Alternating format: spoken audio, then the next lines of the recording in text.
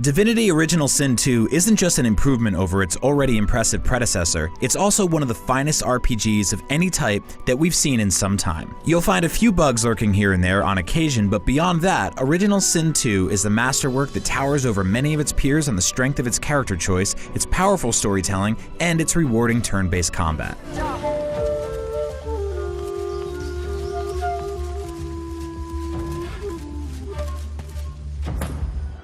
The overarching tale itself is fascinating, centered as it is on a cast of so-called sorcerers who are forced to wear magic-inhibiting collars to protect the population around them.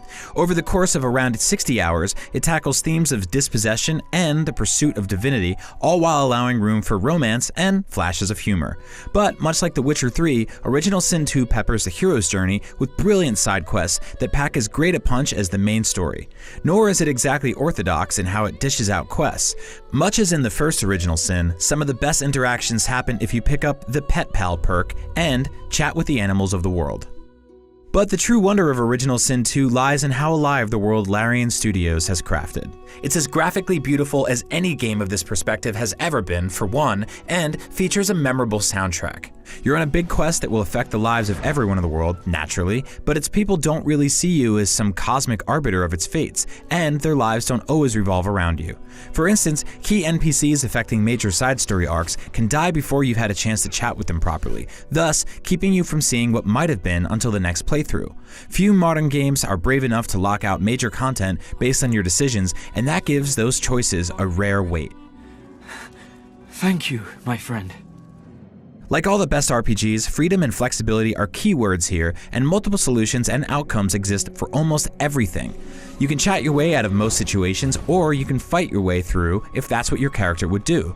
You can avoid some conflicts entirely by sneakily teleporting party members around obstacles. This kind of freedom can cause friction in the co-op mode for up to 4 players, especially since, just like in real life, your friends can run off and do their own thing and profoundly alter the way you intended a quest to go. It contributes to the feeling of living in a real world with real people. Most impressively, your experience changes based on which of the 5 races you pick for your characters. Play as an elf or bring one along, and you can gnaw on limbs to learn the backstory of the guy you're chewing. Play as the undead and poisons heal you rather than damage you, but you risk potential allies fleeing in fear if you ever reveal your face. You can make custom characters using any combination of races and the plentiful starting classes, but it's best to experience Original Sin 2's story in the shoes of the wonderfully written characters created by Larian. The degree of character-specific dialogue options is frankly astounding at times, especially considering that every single written line in the story is voice acted. It's also impressive that each character's story arc sometimes conflicts with another. Don't stand between a prince and his principles. That same flexibility extends to combat. Original Sin 2 is unabashedly turn-based, with each character's moves limited by how you spend their pool of action points, but the way it allows your weapons, spells, and the environment to interact and play off each other encourages constant creative thinking. Want to teleport an ally closer to you so you can douse the flames, burning them with a water balloon? That's a thing.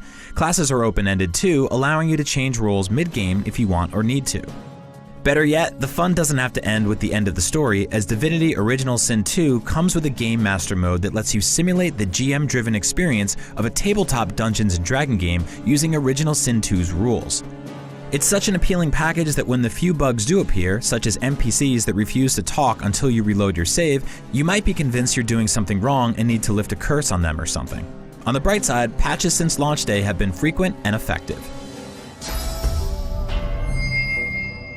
Divinity Original Sin 2 may have been designed in the spirit of decades-old RPGs like Baldur's Gate 2, but that legacy serves only as a foundation for the expansive game Larian has built on top of it. Few other RPGs allow such a wide range of flexibility while also supporting rewarding combat and a powerful story. This will be remembered as one of the greats. For more of this year's top-scoring games, check out our reviews for Legend of Zelda Breath of the Wild, Pyre, and Persona 5.